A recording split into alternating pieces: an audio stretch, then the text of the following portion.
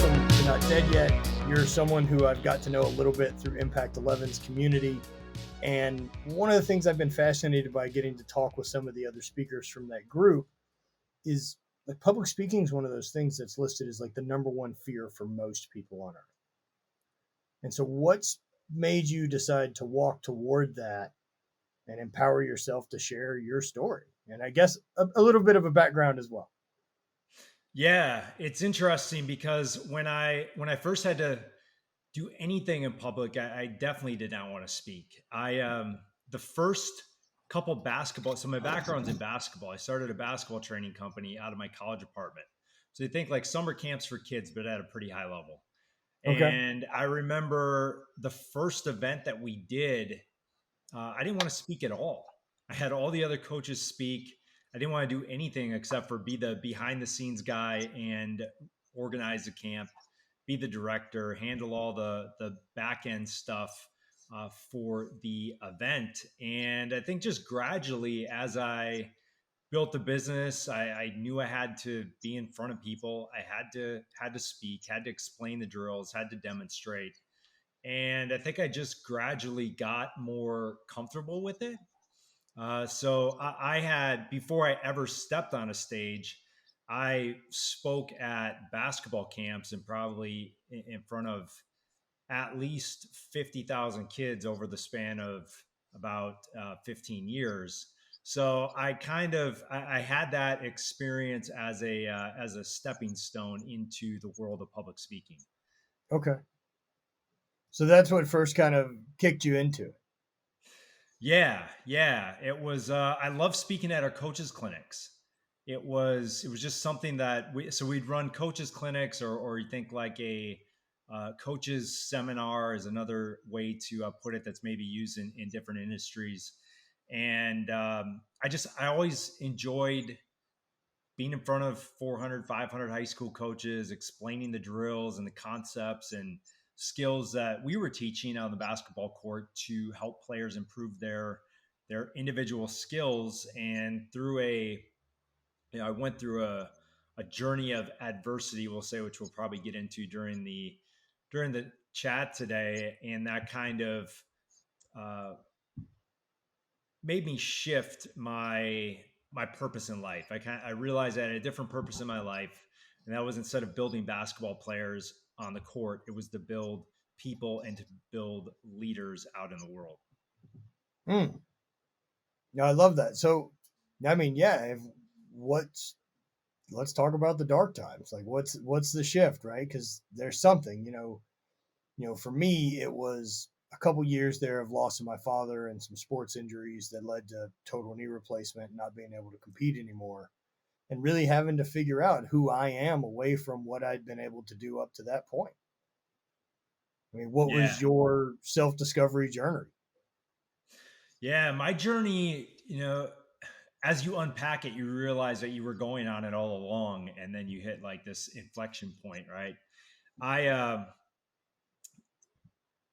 I had my basketball company, built it out, as I said, built it out of my college apartment, built it to what I would say, coming from a town of 15,000 people in the middle of nowhere in Wisconsin, built it into a somewhat successful business. And it got to a point where I thought I could step away a little bit during the winters, because I used to get incredibly depressed in Wisconsin during the winter time.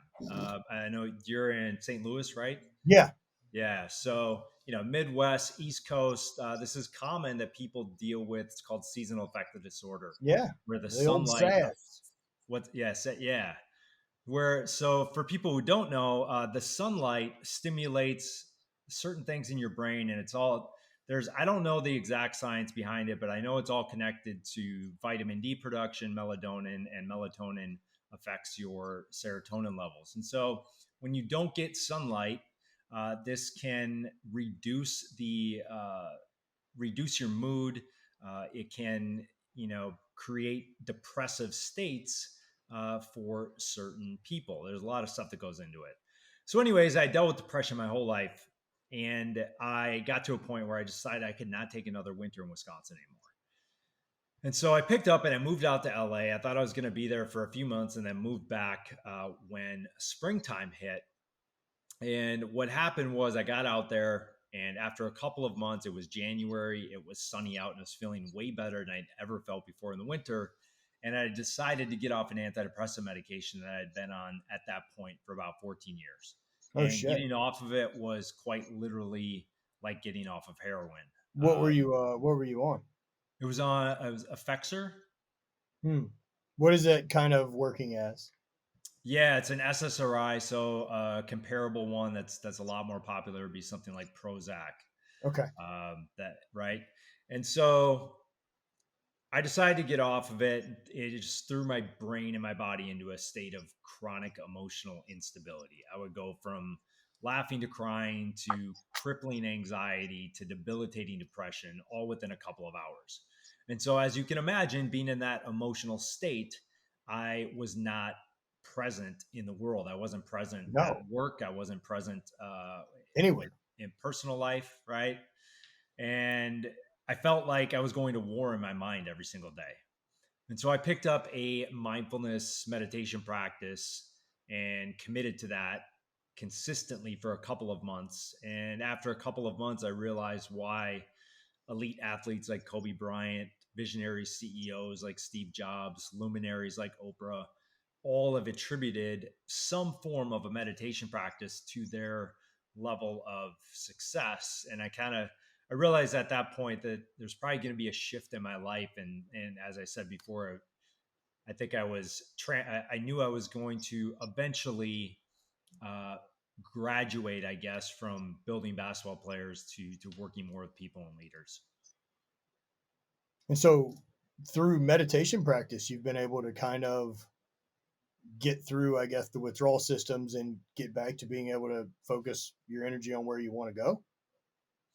Yeah, I mean that was definitely a tool. I mean there were a lot of things that I dove into. I would say one of them being spirituality. I mean I had zero spiritual practice for 20 plus years, and I dove deep into spirituality, into meditation, into mindfulness, into breath work, and a host of other things Plant medicine over. as well. What's that? Plant medicine as well. Yeah, a little bit. Yeah, Yeah, yeah, right on. yeah, yeah, Yeah, it's the best. yeah, yeah. It's I'm glad it's being brought into the public conversation, and it's being destigmatized. Uh, Yeah, I mean, look, I guess I don't really care whether or not it's going to be recreational or not, but it's a real shame that we quit studying it yeah, when we yeah, saw promise in it. And it's a bummer to know that my government would not prefer to study it because it's not as profitable. yeah, yeah. Yeah, it's it's you look at a lot of the anecdotal stories, and it's been life changing for a lot of people. So Same, uh, me included. yeah, yeah, I mean, all those things were tools that I found along my journey as well, from hot and cold exposure to breath work and meditation to manifestation type of work, journaling practice, building awareness. All of that's really what helped me redial in when things went south in my life. yeah, yeah. Yeah, no question about it. I think for me, it was really my meditation. At this time specifically, it was really yoga and my meditation practice. Were really the two: yoga, meditation, and breath work were really the three things that got me through that period of quite honestly a few years I mean, was that I there was going. any type of support system for getting yourself off of that medication?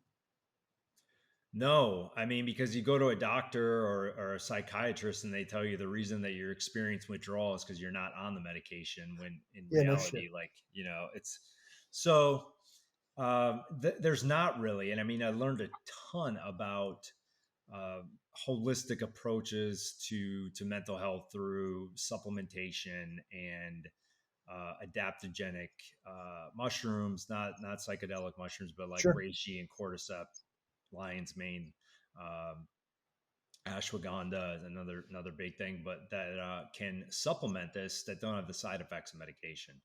Um, and so, yeah, I mean, there's not really. I mean, there is a company that just popped up. I don't even know if they're public yet. That is their mission is to help people transition off of medication. Hmm. But yeah, there's not really. There really isn't, which is unfortunate. Yeah, well, I Especially mean, when yeah, again, it's not especially when shocking, right? doctors that go ahead. Yeah, it's not shocking. The system we live in really is pointed in one direction, and it's on maximizing profit. And sick people are more valuable, and more return customers are valuable. It's our healthcare system doesn't look at it as its job at all to educate people on how to be healthy. Which, okay, then it's not their job. That means it's ours, and that's on each of us to be radically accountable to that. Yeah, I think it's we're in a shift though. It's people are waking up.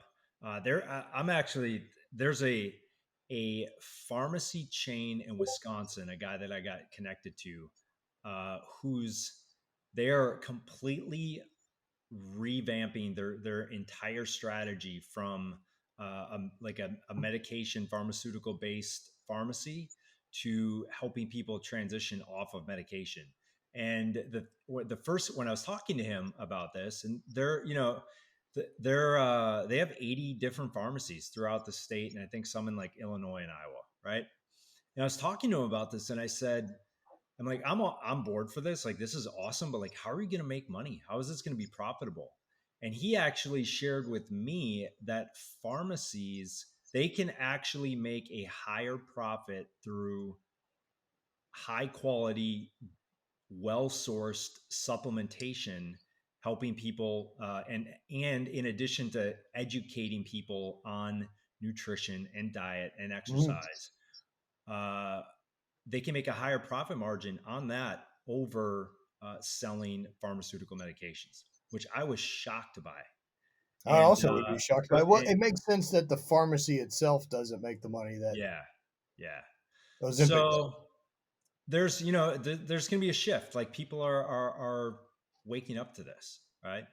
Um, and I think there's because the reality is there's like when I first came out and shared this story, I couldn't believe how many people um, reached out personally, right? Mm. They didn't. I wrote a story on Medium, and posted on all social platforms. But a lot of people reached out to me through Messenger or sent me a text or something like that that had went through something similar.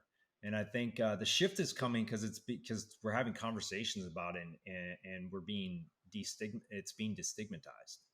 Um, and I'm all like, when I first got off medication, I was like, nobody should ever be on any of this stuff ever.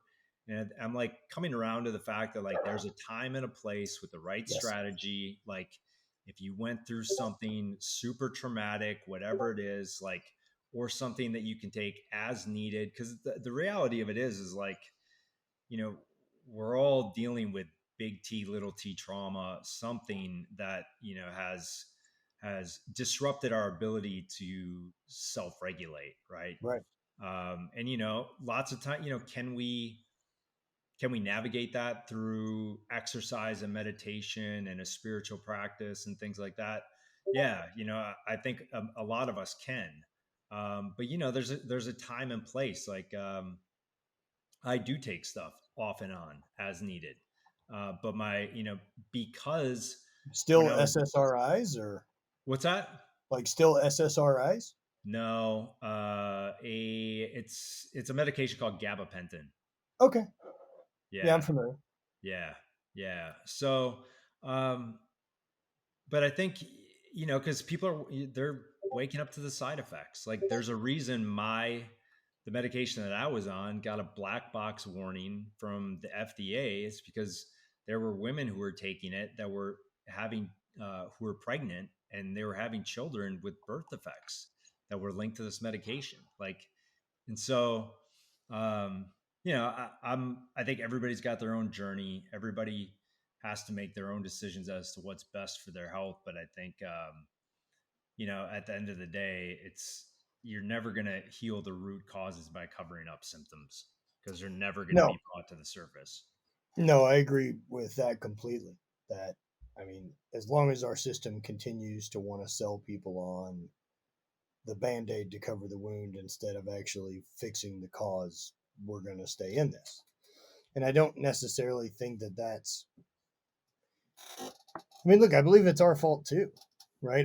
I think a big chunk of whatever that we want to point the finger at is the corporate machine or our government or regulations or any of that is they've given us what we continue to vote with our dollars and attention. And Yeah. if we spent more of our money on taking care of ourselves instead of drugs, if we showed that we were interested in actually managing our health, they would create opportunity that way to get rich off of us. Yeah. And we can be part of the solution That's what by I want to be too. creating those opportunities. Yeah. And I mean, I know for me, right, that came with radical accountability, is what I decided to take. That whatever it happens in my life from this moment going forward is on me. Yeah. Yeah. No question about it. It all starts with that. So, through your journey through this, I know we chatted a little bit and you said that you've written a book. What's the subject matter? The book is on leadership. Okay. Yeah. Yeah. And are you tying these experiences through it to help leaders change operations? Like where I guess what's the goal of the book? Yeah. So the book was based on kind of some reflection and research from early pandemic times. And I went out for a run one night, and this was June 2020, and the social justice movement was going on, Mhm.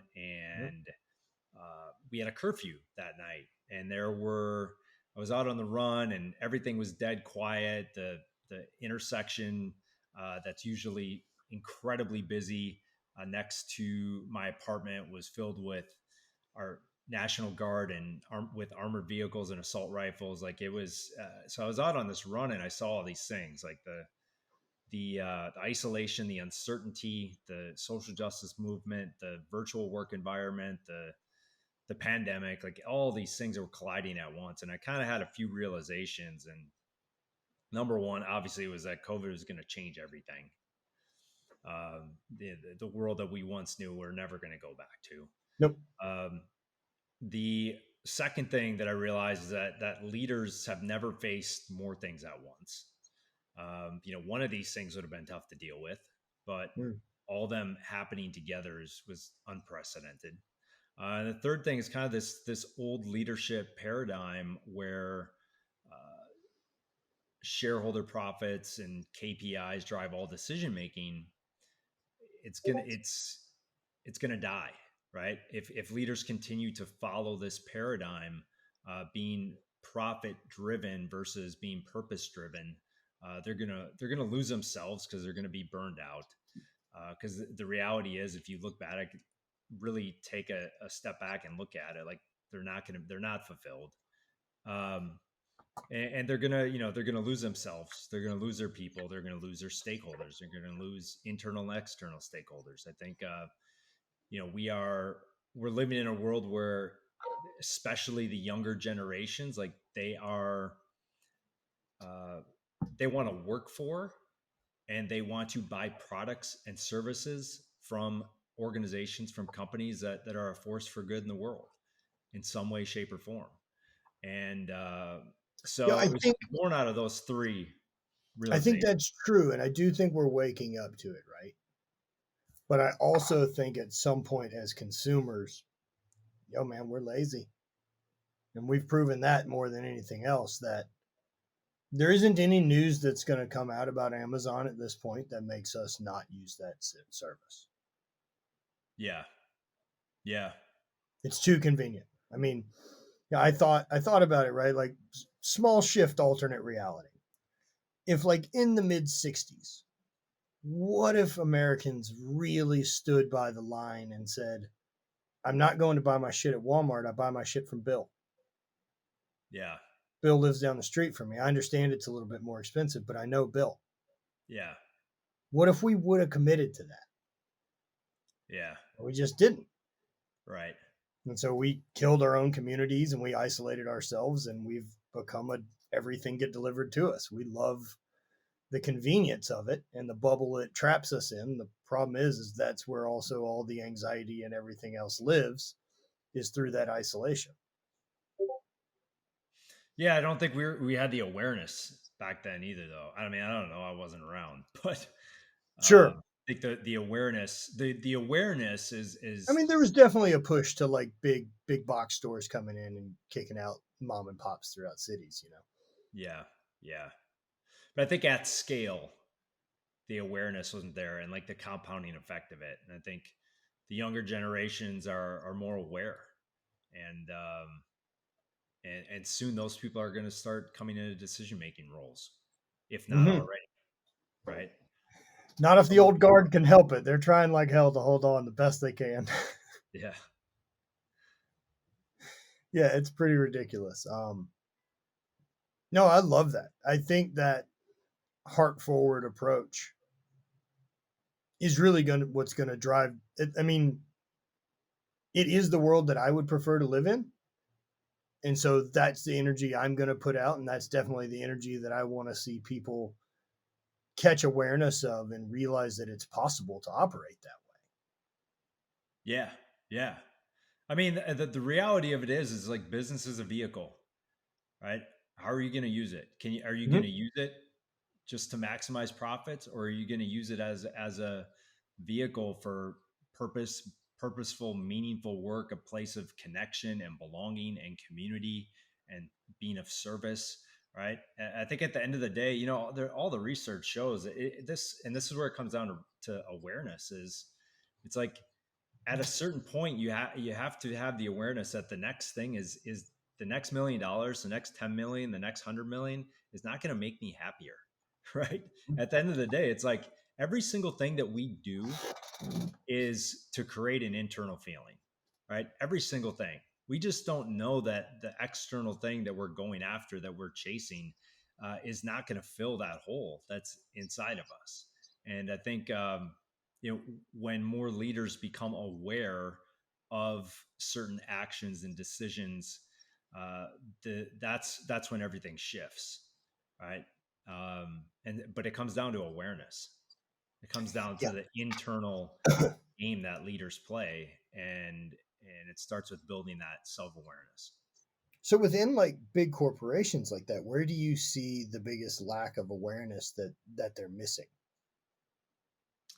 Well, I think one thing that some people don't understand, and I don't think I fully understood this till several years ago, but now when I was younger, is that like some of these organizations are so massive that it's really difficult to create change overnight, Mhm. right? It's like as Yeah, it's like steering an consumers. oil tanker, right? What's that? It's like steering an oil tanker. Yeah, yeah, and I think like from people looking from the outside in, we're like, well, why can't you just like? I'll just use a simple example. It's like, why can't you switch out, um, you know, cold press organic olive oil? Switch out the canola oil to cold press organic olive oil, right? It's like in some product, whatever it is, right? I don't know if I'm sure like you're in health and wellness, like the Mhm. negative effects of canola oil, right? It's like, well, if to create that change at scale, like there's so many things that go into just that A one ton. thing, right? That it's like it's not it, it's not as easy as we think it is looking from the No, outside, it's great. It's a right? really simple sentence, And but as yeah, soon as we have to look at like, can we switch those two oils without changing our manufacturing process? Do we have now graphic design and all the things that need to go on this product for that to be done for us to make a change? who is the manufacturer that we now have to build a relationship with to get this new product that we don't have over the last 10 years. Yeah. Like, that's those are big decisions that have to get made, and a lot of times we fall back to, if it ain't broke, don't fix it. Yeah. Yeah. But I think it comes, it really, it's a top down leadership uh, approach. Like if, here's an example, like let's stick to uh, the food space, right? If we got a CEO of a company that's eating shitty food and Mm. not taking care of themselves and not exercising, not working out, eating McDonald's 3 times a day, right? There's no and they don't have the awareness of how detrimental this is over the long run, like what the compounding effect of this is over the long run, right? Um, there's no way that they're going to make that kind of shift within their organization. Right.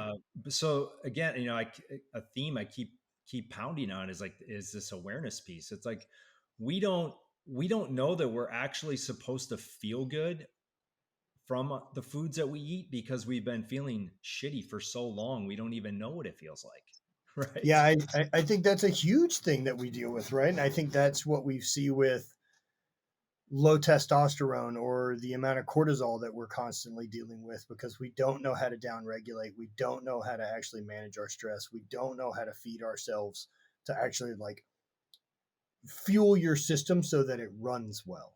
Yeah.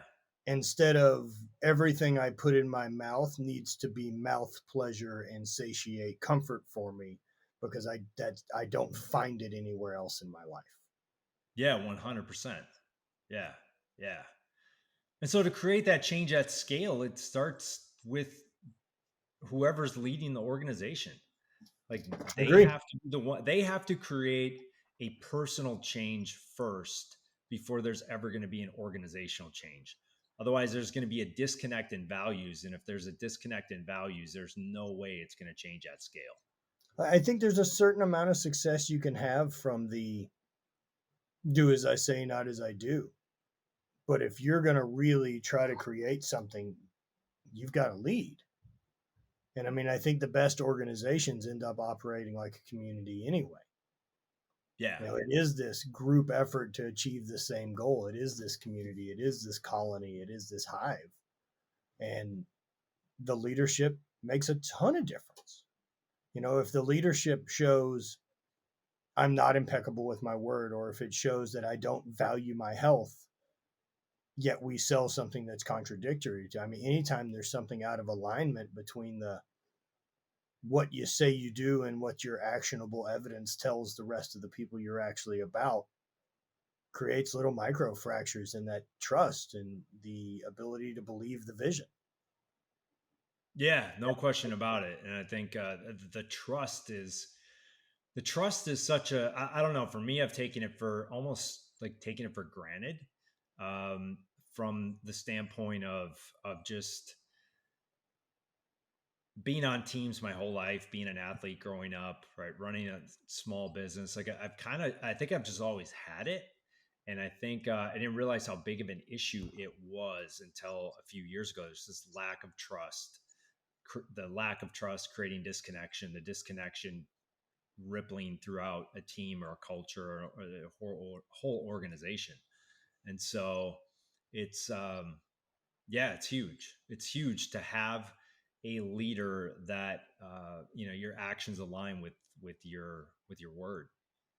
I mean, that's the quickest way to create disconnect between you and your people, is to have a disconnect between what you say and what you do. I mean, It's and I like think what you're immediate. really talking about, right, is like the importance of building culture. And Yeah, I it's an think that's aspect what of it. really comes from the leadership, right? Yeah. Yeah, that's the thing. It's like people think that they have well, we have a culture problem, or we have a team problem, or we have an engagement problem, or we have a talent retention problem. The reality is you have a leadership problem. Mm. Like, right? So it really starts with that. Yeah, that first awareness to be able to say that possibly I'm the problem, right? Like, as the leader, being able to say that at least opens the doors for you being able to get help. I think that kind of goes with, look, man, if that's the method that we use with AA to save people at the very lowest moment of life, is being able to at least admit first, I need help and can't handle this on my own.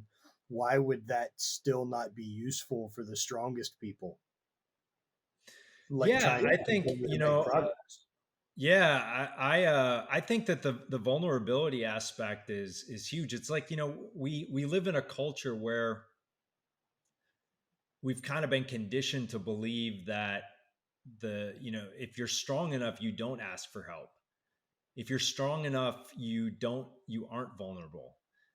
If you're strong enough, like if you have to ask for help, that means you're not confident in what you're Or doing. even saying you don't know is a weakness. Yeah. And I've learned to flip it and really look at it the other way, right? Like, I'm confident enough in myself to know that I need to ask for help. I'm confident enough in myself to know that I can be vulnerable, right? And so I think it's the opposite is toxic. It's like, I don't know how much this work you get into. I've never talked about this on a show before, but it's the toxic masculinity, right? Sure. And thinking that you have all the answers and need to do it all on your own and never asking for help. And it's isolating, it's lonely, it's stressful, right? But it's all these things It that also doesn't help any progress. yeah, yeah, you can only get so far, right? You can only get so far. And I think to do truly game changing, innovative work, you have to be open to the possibilities of everybody. Well, look, I think to be happy, it requires that. Yeah, Fuck truly. changing the world with a product. Just being a happy individual. Yeah, I think it yeah, takes a lot of that. And I think happy individuals make great companies. Happy individuals make great fucking leaders. yeah, yeah. Everybody thinks it's the other way around. It's like, when I'm successful, then I'll be happy. When I build this $50 million business, then I'll be happy. But the truth is you can have access to that right now. Like, the if then is a constant chase for something that's never going to happen. Yeah, I talk with that with my community and speaking and everything else, but it's those people who are set up to be the tourist and not a traveler. The tourist keeps thinking that the next destination is going to be the one that answers all the questions, or the merit badge, or the retreat I attended, or the new thing I signed up for, the new gym I joined, or the new meals I'm trying, the new diet. But they haven't integrated a single lesson from any of the things they've done in the past. Yeah, The traveler tries things and learns and changes and continues to adapt from the experiences that he chooses. yeah, yeah. It's a good analogy. And so often we're caught at that, thinking that there's this actual destination point is what our purpose is supposed to look like. And our purpose looks more like a direction. Yeah, yeah. No question about it. So And I how do think it's you I think it's both. You know, it's an evolution of it. I think the destination's always evolving. It's like, but well, at the sure, same, right? it's Because it's the direction is there. yeah, yeah, The destination can move, but the direction is progress. right, right, The direction, for, me personally, right? Like if I'm going to put together like what my purpose is, I want to create for a living. Like that's my North Star. I want to take my thoughts, my ideas, my experiences, and translate them into something, whether that is apparel, whether that is coaching, whether that is public speaking, or whether that is keynote speaking or podcasting or writing books or YouTube content. I want to create. I want to create things that make an impact, and I want to create things that didn't exist before I decided to share it. Anything outside of that is extra. As long as I get to answer that call, that means I'm on direction. And so choose while I'm on direction what looks hard. What do we care enough and curious enough about to get better at? Yeah, I think the curiosity piece is huge. It's Staying huge. curious, staying open, approaching everything with a beginner's mind. Well, that's like The Art of Impossible by Stephen Coulter talks about that, where he's referencing, especially for creatives, how important curiosity is, because curiosity adds to be getting into flow state easier. And in flow state, we learn at like a 30% much more, efficiency. First, trying to learn information that you're not into and have to force yourself to pay attention to. And Yeah, so the more things that you can pick in your life that align with being in flow state for you, the more progress you'll make. yeah, yeah. No question about it. So how do you start getting people to shift and see it differently? See what exactly? See what does Um, it mean? sorry, I guess see the difference in chasing this destination, this next $1 million, this being so externally goal driven, but not having any of the internal awareness to realize I'm already there and I can be happy while still in pursuit of greatness. Whereas so many people stay in that gap. I don't know if you've read that book, Gap in the Gain, but so No, many I people haven't. live in the space between where they currently are and where they think they should be, which is made up on some fairy tale destination point in comparison to other things. Yeah, Whereas if you could actually stay looking backwards, like what have I accomplished in the last 5 years, 10 years? Where can I see progress? Where can I see growth? Where can I see new challenges I've tried? What new best I've made? All these type of things. I'm living in the game where I can see all the progress. But the truth is that gap never closes. And we both know that from the athletic standpoint of like, oh, what, I hit a max on one of my lifts. So that's immediately in the trash can. And how do I get 5 pounds more? yeah, yeah. I think the way I try to keep this in perspective is there's a quote by I don't know if you have read any Jim Rohn, but Mm-hmm. yeah. So for those of you who aren't listening or aren't familiar, he was Tony Robbins' first mentor, basically where Right. Tony Robbins got all his like his foundational philosophies on So life. who did But Jim Rome get it from? yeah, that's a good question.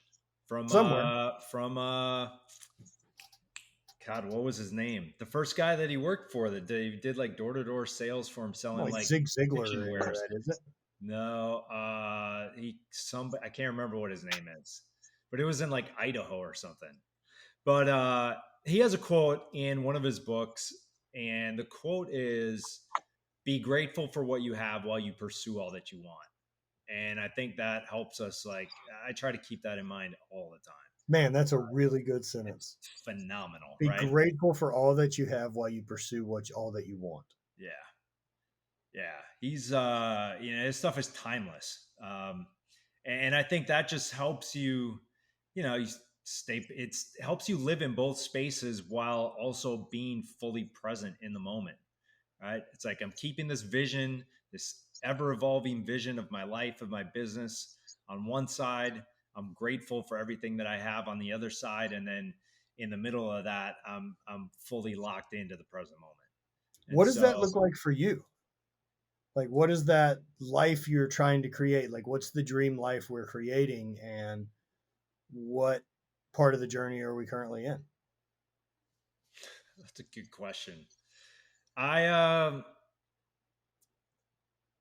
a lot of it has to do, connection and community and impact and being on a ton of stages and going deep with leaders, people who are in a position to create impact, to be influential. Like, that's one of the reasons I love working with leaders is, if I can influence one leader, I might influence 5,000 people, Right. right?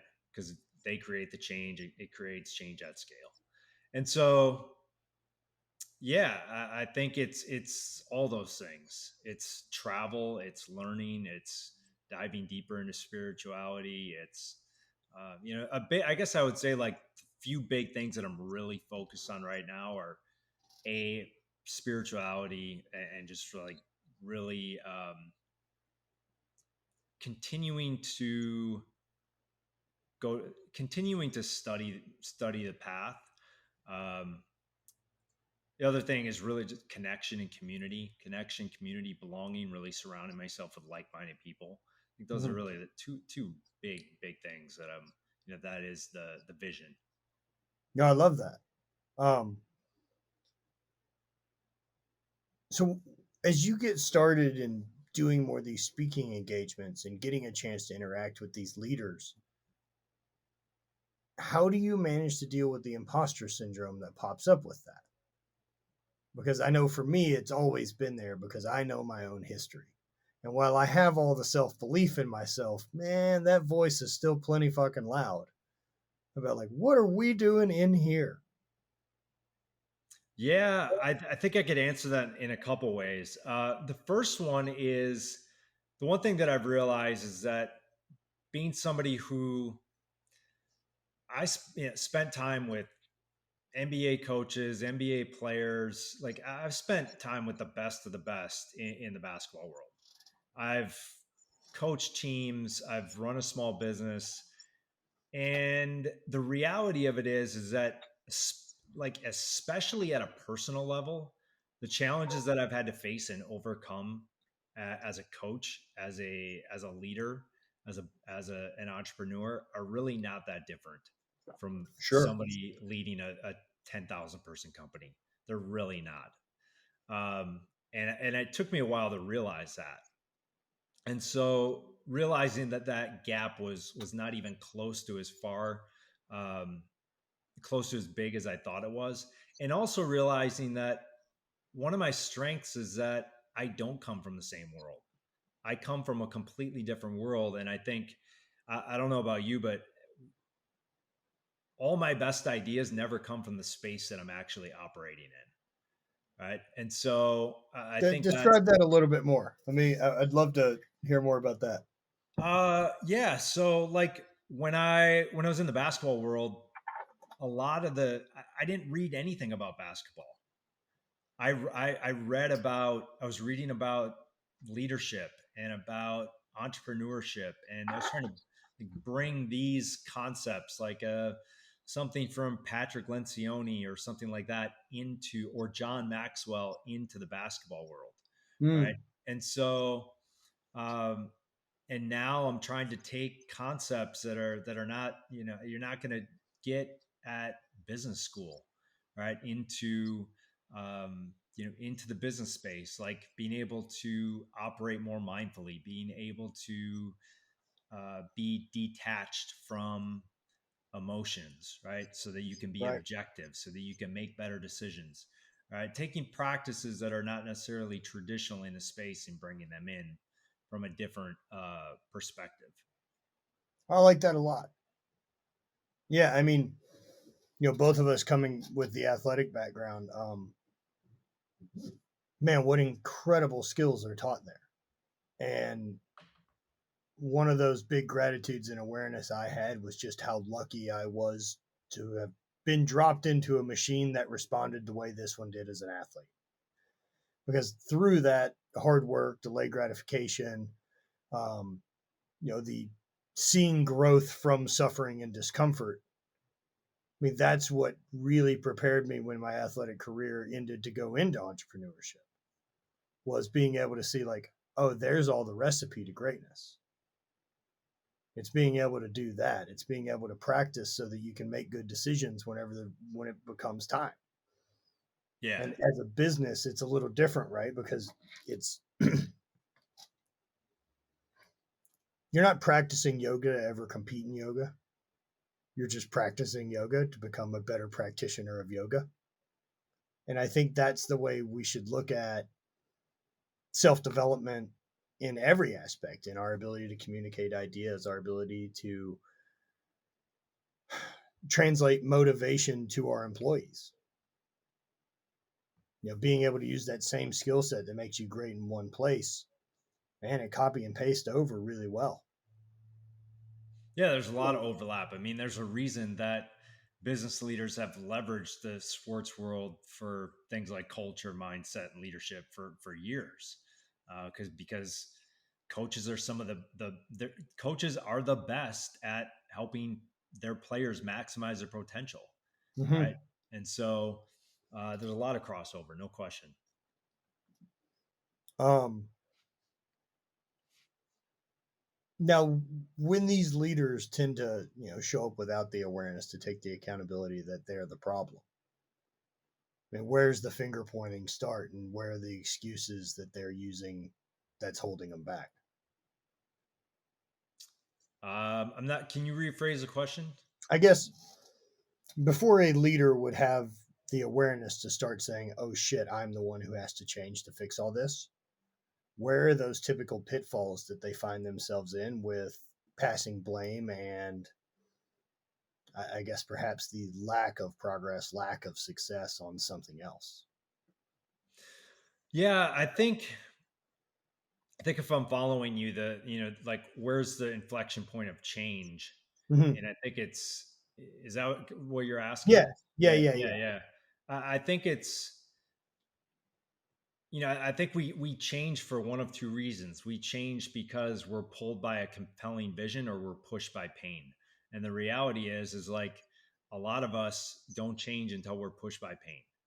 And that might look like a health problem. That might look like uh, decrease in profits. That might look like Family a death. product line is dying. That might look like a lot of different things. But I think we don't have the awareness. We don't change until something painful really hits us, and that pain creates the awareness or creates the opportunity for the awareness to come to the surface.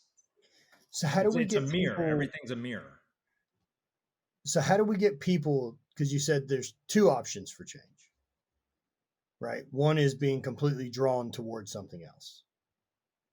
So how do we get people to choose that feeling instead of waiting until the other one burns down to the ground and we're in such pain that we have to make a drastic decision? Yeah, I ask myself this a lot, and I think it's lots of times. They're correlated, right?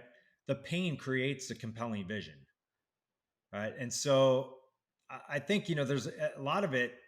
Comes down to staying curious, like we were talking about before, using that curiosity to find things that you enjoy, and then taking the things that you enjoy and that you're passionate about and turning them into purpose. And I Hmm. think we purpose is a it's a tough thing. It's different for so many people. And I think like we live in this, it's become a thing in pop culture or pop self-help where everybody's talking about purpose, and then if people don't have it, then they feel guilty about it or they feel ashamed about it because they don't Yeah, know it's what another it really weird thing we've decided, right? is, right? And so you know and I get that, but I think the key is just like keep trying things, do things that you enjoy, keep exploring, and being able to. It's not necessarily that you have to find your true north star purpose tomorrow, but the key is whatever you're doing to operate with intention. And if you continuously and consistently operate with intention, eventually that north star is going to unfold. I also think there's other questions I think that you can ask, like what's a problem in my life that if I could solve it, if I no longer had this problem, my life would be better, right? And lots of times, if there's a problem in your life, either you don't have the skills in order to navigate that yet, or it doesn't exist. Like if it's a product or a service, right? Like businesses were created to solve problems. At the end of Hmm. the day, that's what they do. They're problem solving machines in some way, shape, or form. So by looking at the problems in your life, by looking at the pain in your life, you can find purpose, and you can use that purpose to create a compelling vision. Yeah, I like that a lot. I like that a lot. Yeah, I think. I do think that's true. I do think that there is some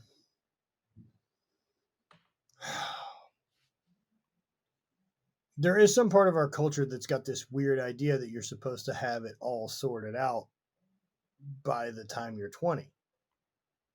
And we really punish people who don't. Yeah. We treat them like fucking hippies and losers and vagabonds that have no direction when we don't celebrate in our culture any time for self-exploration. Yeah. I mean, do you know how many people, an easy example of this, right? Like is kind of how I think about like you never even made a choice. Like so let's say my mom, for example. And man, incredible, also loves what she does for a living. But the example of it being that my mom was born in Sulphur, Louisiana, a small town, has continued to live there her entire life for 70 years, across the street from a house she grew up in.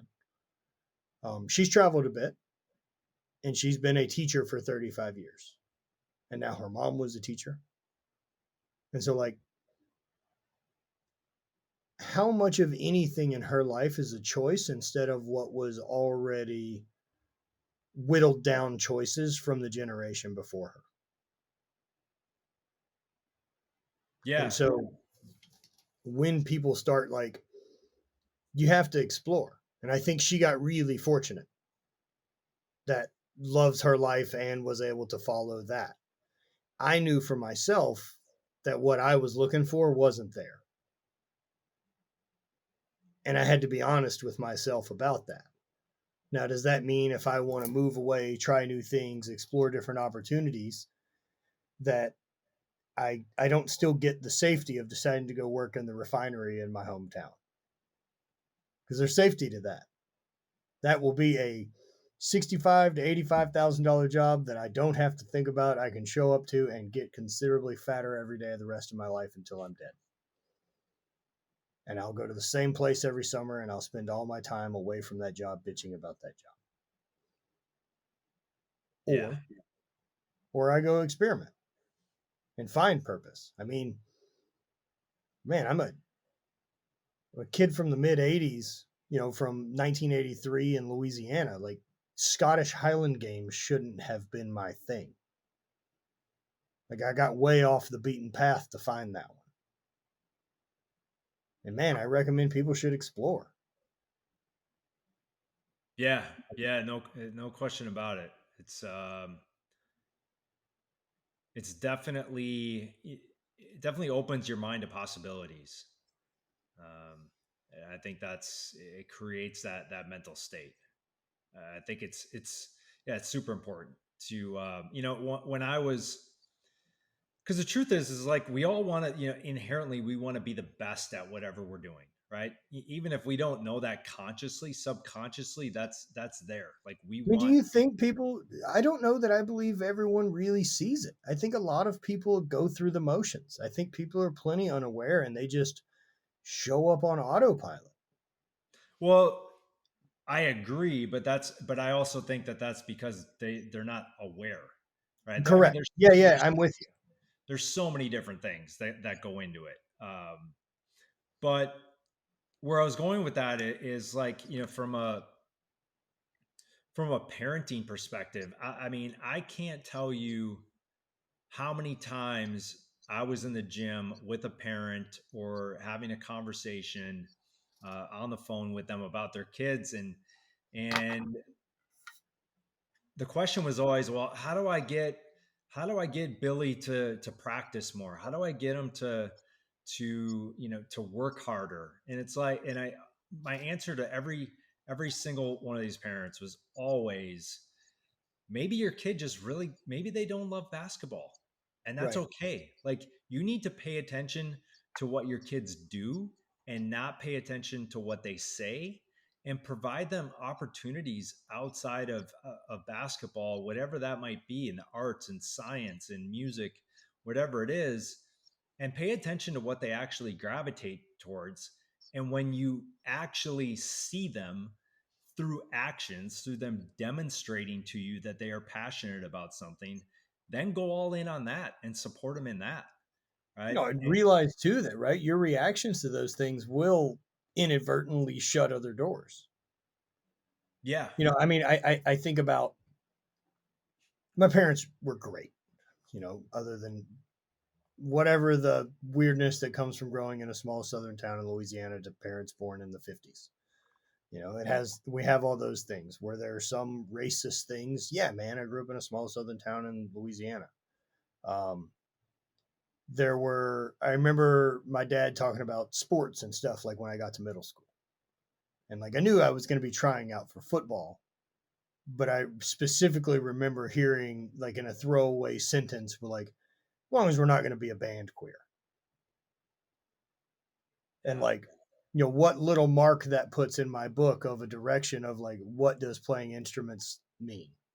right, And while I can choose to overcome that, that doesn't mean that some path has already been set now by someone I look up to as an expectation or an assumption about what playing this instrument would mean in the eyes of someone I love.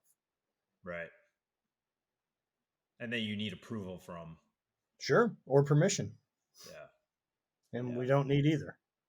right. Mike, it's been fun, man. Thanks for having me on. So, how long have you gotten into public speaking? I guess like on a professional level. Yeah, it's been about a few years. Okay. Yeah, so pretty new. How are you liking it? What type of volume are you doing? How do you like the challenge of it?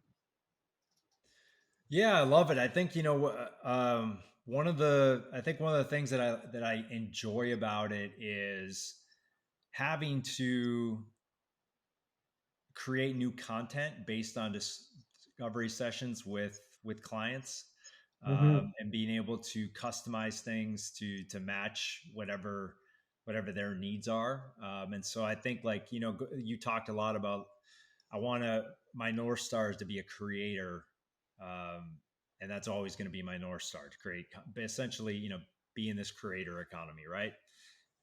And for me, that's one of the most fulfilling things that I get to do is create something, birth something that doesn't exist yet. Maybe in my own way, shape, or form, right? Based on my own skill set, unique experience of life, and then being able to create something that teaches in a way that resonates with people. And so I think one of the things that it's a challenge, but it's also something that I enjoy is when I have to create something new in order to solve a problem through a keynote or through a workshop. Well, and all the self confidence that comes from doing that with the repetition, right?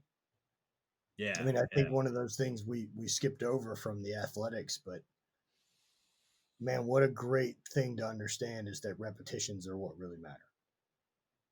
yeah, yeah. No question. And that's one thing that's definitely transferred over is treating a new story like a rep at the gym.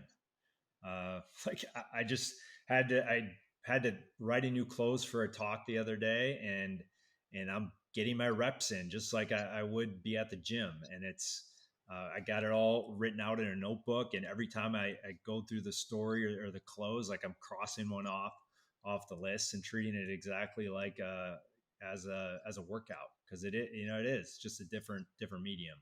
I mean, do you practice perform in front of a mirror or record it or? I do a lot just at my desk and through writing. But the thing that I think I'd like to do the best is like out walking my dog in the neighborhood, Hmm.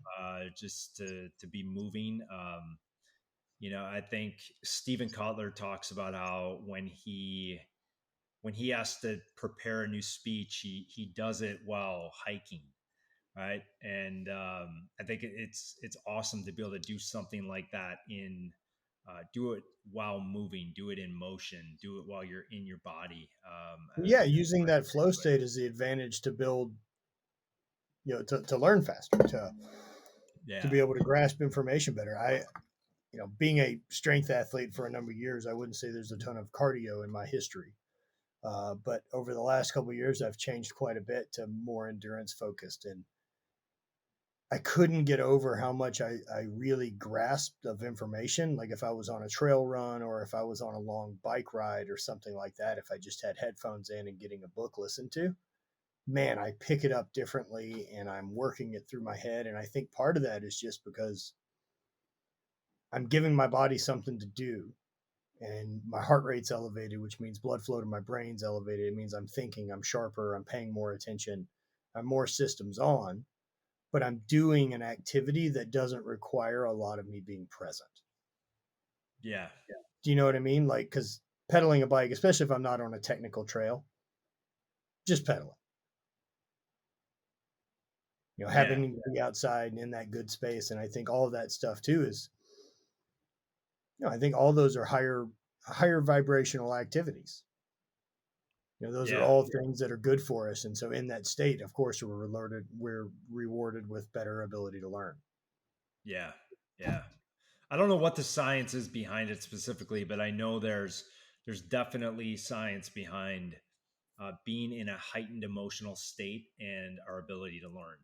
It's it's why when people go through a traumatic event, like the reason it gets stuck is because they were in a heightened emotional state, right? But you can use that in the opposite way to be able to drive in learning that you actually want.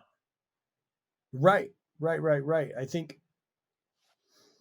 so often I think creatives, myself included, I really struggled in the regular scholastic setting or in academia. I was bored.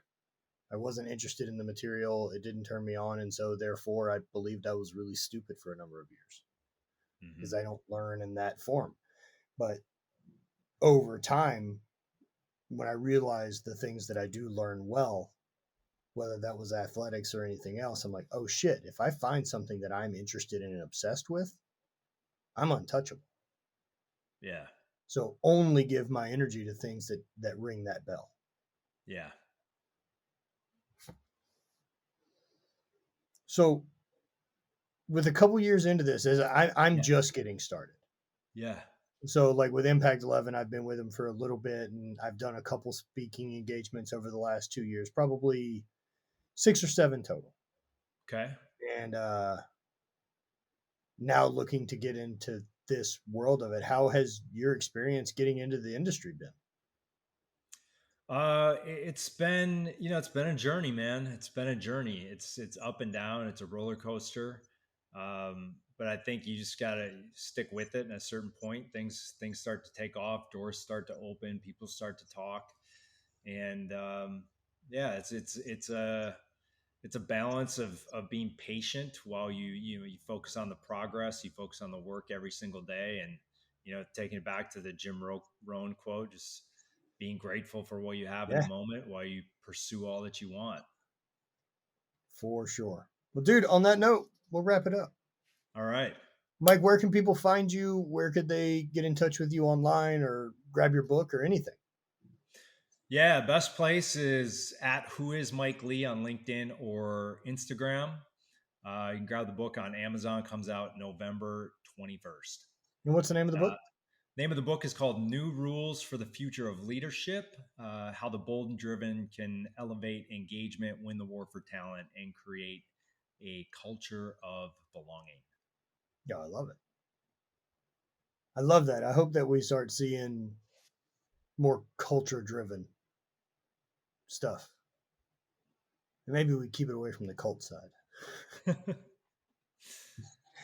a All right, fine line, man. man. You got to be careful. Yeah. Uh, but dude, I appreciate it. Thank You you bet, guys for man. listening, and we will see you next week.